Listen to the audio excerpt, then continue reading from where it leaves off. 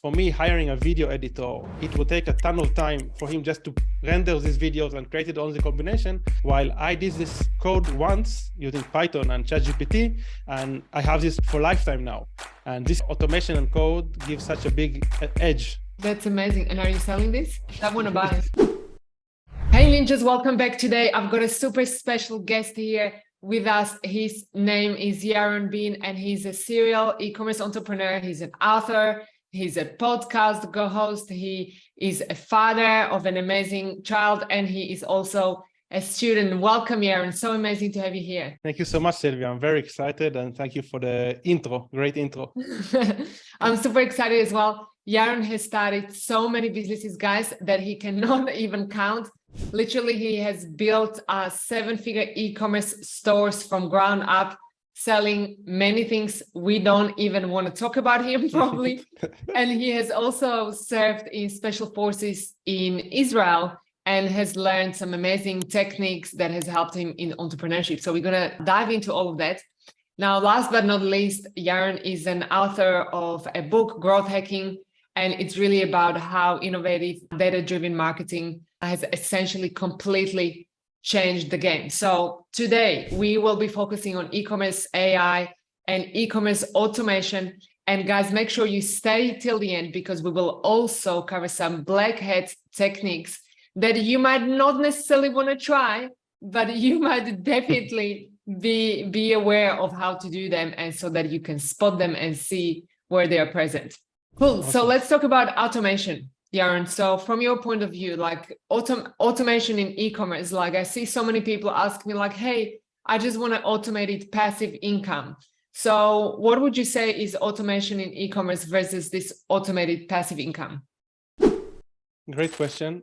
First of all, I have yet to find a solution for automated passive income. I'm not sure if it exists. So just claiming this disclaimer. And regarding automation, so I guess what we all want in life is to gain as much profit as possible and working as less as possible. So there are different ways in which you can work less but earn more. The first is delegating, is outsourcing work. And the second one is automating work. And automation can be a lot of stuff. I usually make a distinction between offensive automation, which create profits, and defensive automation, which normally saves time. That's just a distinction that I make. So an example for this defensive automation would be automating accounting stuff that we hate doing, like saving invoices, sending book reports to the accountant, stuff like this. And offensive automations can be generating different creatives, generating blogs, etc. So stuff that can help you produce more profits in opposing to saving a lot of time, avoiding manual and tedious work. Does this answer your question? Yeah, that's amazing. And yeah, essentially, again, going back to the automated passive income, I also heard once Gary Vee saying that there is no such effing thing as passive income. And that is true, right? So automation really comes into place when you want to grow your business more rapidly, more profitably, when you are ready to scale and you are essentially completely ready to go to the next level. And the reason why it's so important is because a lot of entrepreneurs out there believe that automating or working less or getting help or delegating is going to cost us a lot of money, or that we need some sort of a special skill that we might not have, like a tech skill. So from your point of view, I guess, Yaron, how is it that you started with this thinking of automation? Like, when was the first time in your business when you realized, like, you know what, there is a better way? Yeah, for sure. So whenever I'm a guest on a podcast, even though I don't do it, I'm not deliberately doing this, I'm mentioning the 4 levers by Naval Ravikant. So Naval Ravikant is a famous guru, which I really like his content. And he always speaks about 4 different types of levers a business person can use.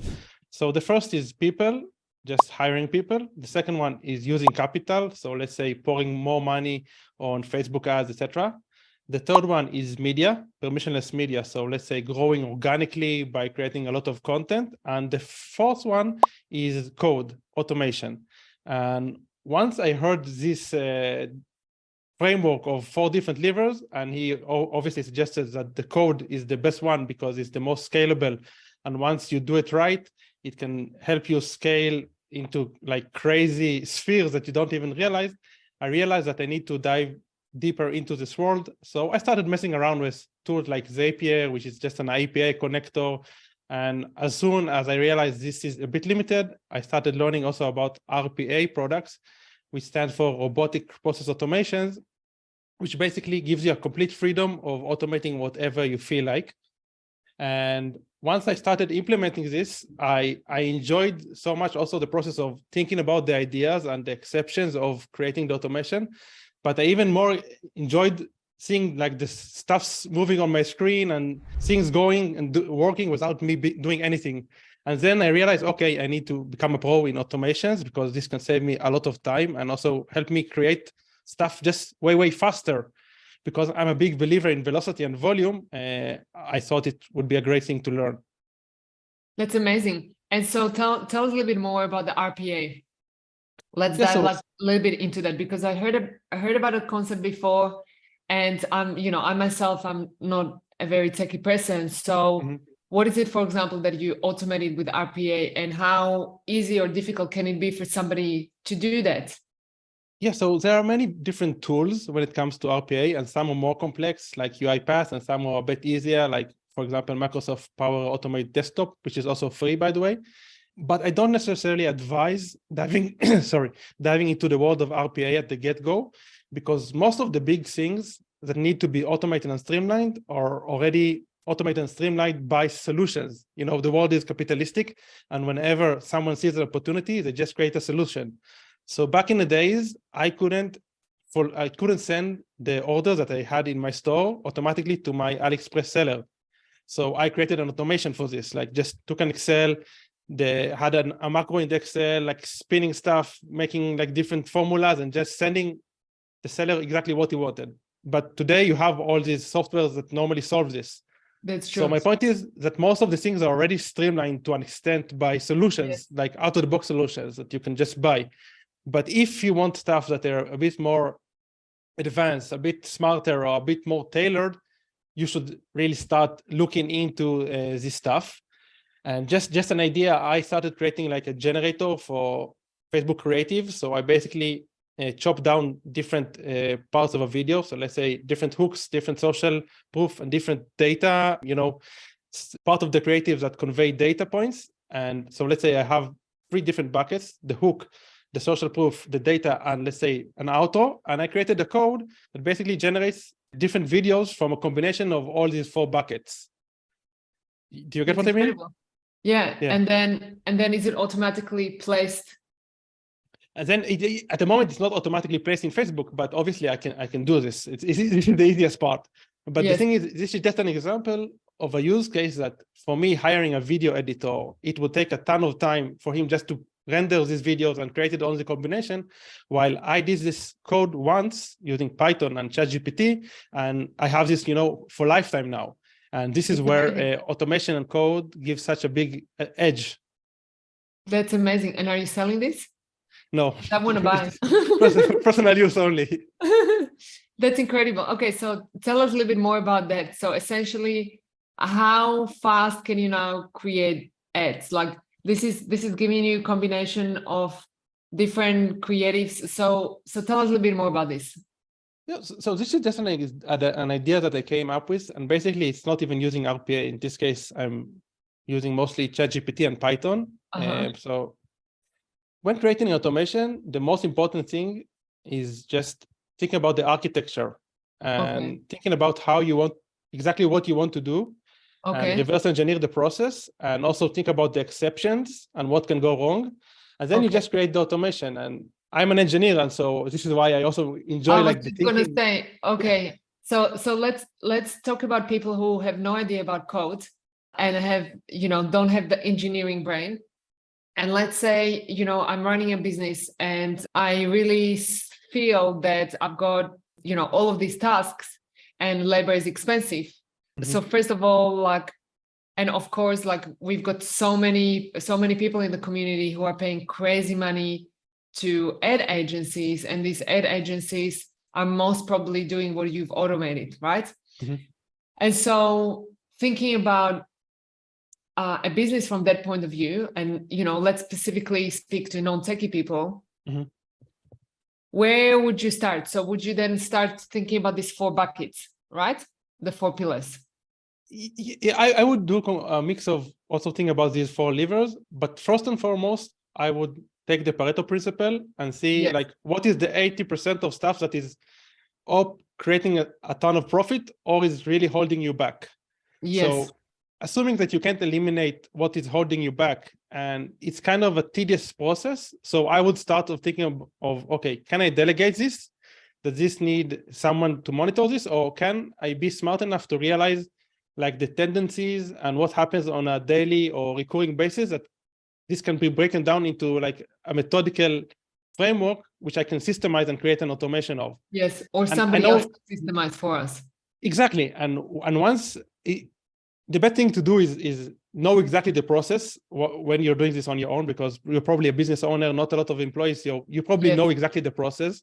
And once you write it down, like the SOP or exactly what's going on, and you also know about the edge cases, what can go wrong, what happens not frequently but might break, then you can decide whether you want to delegate this or automate this. And regarding the automations, basically you can go to Upwork or Fiverr and find someone to help you with this, who is a software engineer. So and it will save you a lot of time.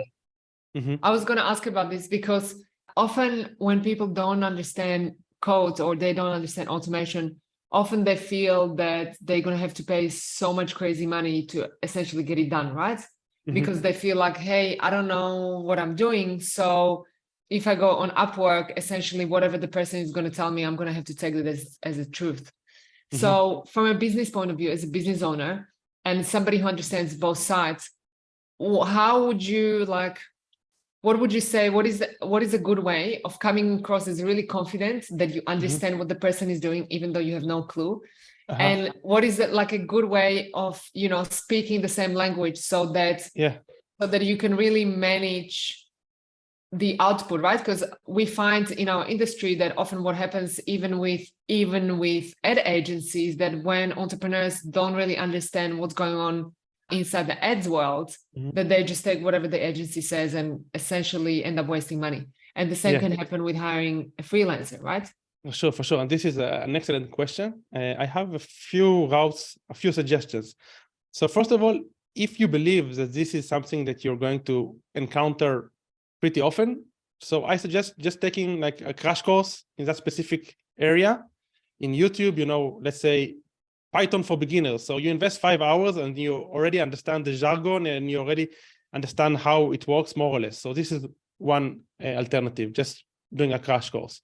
The second alternative is what I like doing. I like posting a job on Upwork and interviewing at least 5 people. So the first person I interview, I have zero knowledge about the topic, but based on his answers, I gain more knowledge.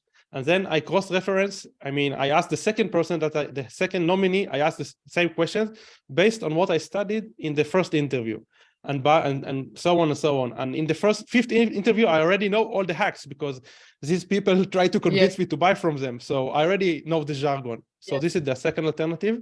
And the third alternative, which I like the most, is having like a consultant, if it's an important project. So I might have a friend of mine, which is a software engineer, and ask him to join the interview, or at least the second interview, join me and tell me what he thinks about the guy, because for me, it will be very difficult to assess his skills. Yes. So basically just hiring a third party. So essentially the consultant helps you assess. Exactly. Yes.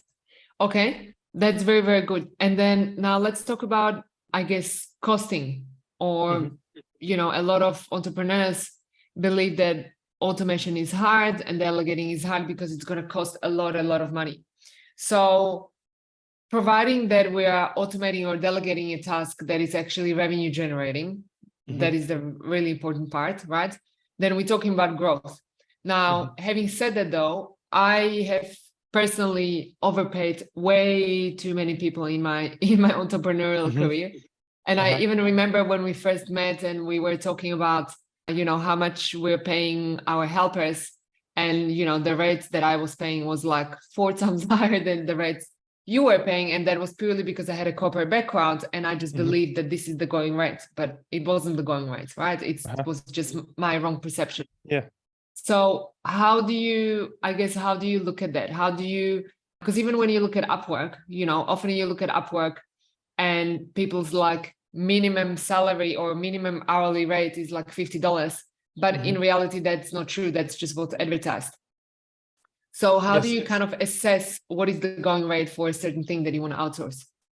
This is a great question. I haven't solved this yet. I know this saying hire only A players, but I never went that route, and probably I'm wrong, but it also depends what type of business do you want to build. So I'm not interested in building like an empire or like a VC-backed business, and I'm more interested in lifestyle business. So I think it's a bit different, the choices that you make and the costs that you're willing to invest. So this is the first point regarding this topic. Yeah. So we're talking about self-funded businesses always. Yeah. With regards, totally, I understand. So with regards to self-funded, I think you can find gems. It's pretty hard to find gems. I always start with like a task, small task, and I usually pay three different people for the same task, and I see what is the output and how fast they do this and what questions they asked after I gave them like the guidelines. I normally give them guidelines which are not well structured, no videos, no specific advice, because I want to see if they are asking for good clarification questions and whether they are asking for a deadline or not.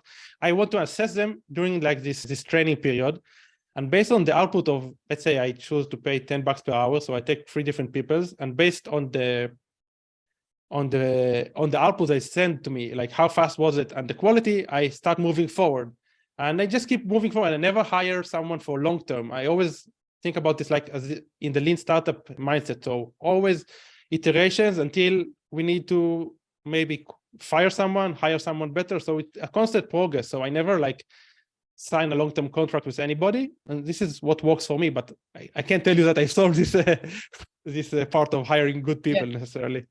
Yeah, but this is really good. I really like giving not structured assignments, because I used to give non-structured assignments, and then I used to just hire one person and get a lot of crap back. Then I learned to give like really structured and precise assignments. But then the problem with that was that then you spend so much time on that precision. And so much time on essentially making that one assignment perfect, right? And then you realize like, well, in this time that I was making this perfect assignment, I could have done it myself, right? So this is where I really like, finding 3 people, giving them non-structured thing, and then seeing what they're asking. Because one thing I feel like I've struggled a lot with is essentially hiring people who you give non-structured assignments to, and then they just give you output back that you're not happy with. And then you're like, well, this is not really worth whatever I want to pay. For sure. This is an issue for sure. But this is why starting with a very cheap trial, I mean, even if you invest $20, you can already get an understanding regarding the quality of worker. I mean, you get like a ballpark. Okay, these guys knows what he's talking about, or it's pretty binary. And then you start moving forward, and then you can improve the precision of guidelines, etc. Yes, that's very, very good. And also one of the things that I learned, and I think from you as well, was essentially hiring people on what's so-called micro contracts, rather than, going full-time and long-term. Is kind of like, okay, well, let's start with 3 hours a week, and then let's keep going. And once I'm really getting the ROI, that's when we can grow the contracts bigger. Exactly. Excellent. So now, Yaron, tell us a little bit more about what you learned in the special forces that you think really helped you in entrepreneurship, because I think this is such a unique experience. I mean, I understand that in Israel, the military service is compulsory, but still going to special forces, it must have been crazy intense. And so how do you think that impacted your entrepreneurial career? For sure. So first of all, I think I realized that I don't want to have a boss. because I hated when people like the commander gave me instructions. So this is the first realization in the army. I realized I don't want a boss. So this is the first thing. I guess I learned a lot. It's very hard to attribute things specific to the military or life before or life after, but I'm a big believer in persistence and volume. So in the army, when they want to train you, when they want to teach you something, they just force you to do this like for 12 hours straight. So let's say I have a friend of mine that they wanted to teach Arabic in the army. So they used to sit for 12 hours every day for 6 months to study Arabic. And obviously, as a, Wow. not in the army, you wouldn't do this, but it will take you like 3 or 4 years to become fluent in Arabic. But my friend, after 6 months, he already knew fluent Arabic. Wow. And it was the same for us. We used to go to the shooting range and we used to shoot, with the rifles for 8 hours straight, only like Wow. break for water and food, So obviously, Wow. when you put in so many repetitions, you become pretty good in whatever you do. So Yes. I'm not bringing the same intensity into my personal life because I'm not in the army anymore. But when possible, I try to take this idea of putting a lot of work very intense volume. I think it's very useful also in businesses and in life in general, whatever goal you're chasing, actually. That's really, really good. And actually focusing on one area, right? I like this example of going to the shooting range and doing the exercise over and over and over and over, and then mastering that and then moving to the next one, right? Because often when we start business and even when we start growing and we want to scale the business, we are suddenly wearing so many hats, right?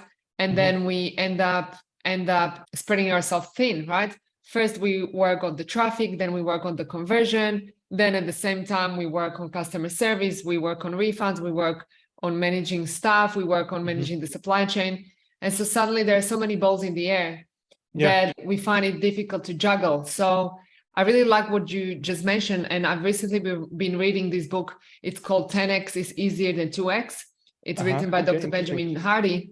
And one of the amazing things about what he talks about in the book is exactly this point, that if you look at all of your things that you're doing currently in your business, and similar to what you mentioned, Yaron, is like, what is the 80-20? What is the 80% that you enjoy the most, you are best at, but also is going to drive business forward? And you just focus on that and look at delegating the rest of that. How is it exponentially going to change your business? And essentially, it's going to be easy for you to do the 10x jump rather than just grow linearly, right? Because so many of us, and including myself, we spread ourselves thin and we have all of these tasks. And I just realized recently when I spoke to one of my friends, and she's a lawyer, and, a lot of legal procedures are kind of, I don't want to call it mindless, but are more task driven,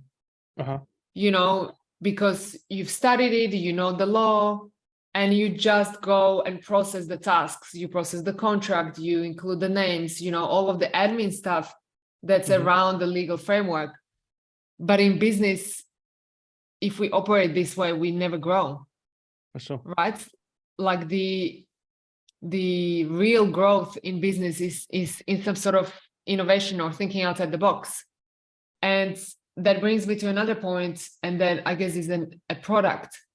So from your point of view, and again, I know this is not your case, but in our community, we've got a lot of people who are manufacturers of their own products, and they're high quality artisan products. But one of the things that I find is that they put kind of 80% emphasis on the product and only 20% or even less, sometimes 5%, on promoting that product. And so from your experience, what is the percentage in all of the businesses you ran before? It really depends. I did a lot of mistakes in which we didn't over deliver. So the product was good, but the marketing was way, way better. And this is why we sold, but we didn't see the retention. So I think the quality of the product is very, very important and shouldn't be overlooked. But the marketing is just as important, because my wife and I, we work together and we often discuss this philosophical question: if a tree fell in the middle of the forest, did it fall? So it's the same as if a product was launched, which is great, but nobody promotes it, did the product launch, So this is why what I often tell her, and this is, I think, many people who manufacture their own product, they fall in love with the process of the product and they love the product and they forget to promote it. And this is a big issue. There is no like mathematical correct distribution. It really depends of like the virality of the product. Is it a consumable product? There are different factors that need to be taken into account. But I guess I would like people to remember this philosophical question that if a tree fell in the middle of in the forest, did it really fall? Same goes with a product. If you don't promote it, did you really build it? So does this answer your question? Yeah. That's very, very good. And I guess last question, black hat techniques. So you were previously telling me that, you do know about some black hat automation hacks, and some of them you might have tried, might have not. We don't really have to disclose that, but often people are kind of like interested in what is kind of the underground thing that, people are doing, or you heard that people are doing. And it's not necessarily something we would always recommend, because some of these might not be ethical. But what is kind of the underground stuff that you're happy to share? Yeah, sure. So first of all, the thing with the black hat world is that it moves very fast, and black hat essentially isn't necessarily unethical stuff, but it's mostly stuff that the platforms don't allow. So mostly when you do black hat, you're trying to work around the regulations of Facebook or Google or whatever. So it's not necessarily unethical. It's just you're not playing by the rules. And whenever there is a loophole, all the black hat marketers try to exploit it, and then the platform normally finds out about it and closes this loophole. So I don't think it's such a wise idea to promote a black hat technique, but I think that something that might be very relevant to your listeners is actually regarding Facebook accounts being blocked. This happens all the time, as people probably know. Yes. And even if you're fully compliant. And even when you do nothing wrong, it happens. Exactly. Yeah. So one thing that I always recommend for people that start working with me when I provide like consulting or media buying is if you only have one account, open as many accounts as possible. Because once you have one account blocked, you can't open any other accounts. So, but if you open like 10 accounts at the get-go in your business manager and only one account is blocked, so you still have the rest, the other 9. So I think it's very important as soon as possible, open a business manager and open as many ad accounts as possible and start investing like $1 per day in all the dormant accounts, just so they won't, be deactivated by Facebook. And if needed, you can contact Facebook rep before being blocked and ask them to open these accounts. The whole idea is to prepare yourself for the days that your account is going to be blocked, because it's going to be blocked. So you should open as many accounts as possible and also try to diversify the media spend. If you're spending a significant amount of money, so you should diversify the spends between these accounts and don't rely specifically on one traffic source or one specific ad account. Yes, that's amazing. And so do you suggest opening multiple ads manager accounts or personal accounts or both? No, first you open a business manager and then you open more ad accounts within this business manager. You can also open various personal accounts, but this is a bit harder because Facebook wants you to send an ID, which, I don't know how many IDs you have, but it might be an issue. I have friends of mine who used to be in the black hat world, and back in the days, Facebook ads were blocked based on the credit card number that you used. So they were producing like a bit around like 1,000 credit cards on a yearly basis, because they were just switching all the time new credit cards. So basically the whole business was getting new credit cards in order to pour money into this black hat operation. Yes. There are a lot of stuff going on, but the thing is you should prepare yourself for the day that your account is being blocked. Yes, that's true, because often sometimes it's blocked for no reason. We've had it blocked for no reason, and then it's not very, very easy to solve, and sometimes you never get it back. Amazing. This was amazing. So thank you so much for sharing all of your wisdom. It was so amazing to have you here. For the rest of you guys, there is link to Yaron's book right below inside the notes. Make sure you go and grab it and check it out. Thank you so much for being here with us today. I absolutely loved all of your suggestions, all of your ideas. And there is like not one conversation when I don't learn from you. So every time I speak to you, I'm like, oh my God, I learned so many amazing things. So thank you so much. And we'll talk to you guys soon. Thank you so much, Silvia. It was a lot of fun.